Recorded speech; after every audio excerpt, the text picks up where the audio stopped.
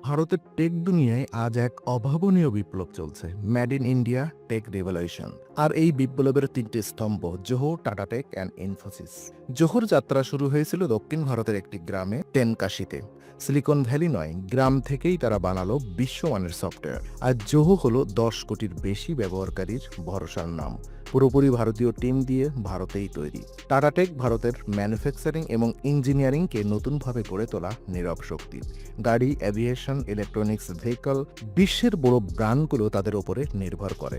এটা ভারতের ইন্ডাস্ট্রিয়াল তেজের বাস্তব প্রমাণ। ওদিকে ইনফোসিস ভারতের সবচেয়ে বড় গ্লোবাল টেক ব্র্যান্ডগুলোর একটি। 7 জন ইঞ্জিনিয়ারের ছোট টিম থেকে শুরু, আর আজ তারা এআই, ক্লাউড, অটোমেশন সব ক্ষেত্রেই বিশ্বমানের নেতা। তাদের সাফল্য দেখিয়েছে ভারত শুধু সফটওয়্যার সার্ভিস নয়, ভবিষ্যতের প্রযুক্তিও নেতৃত্ব দিতে পারে।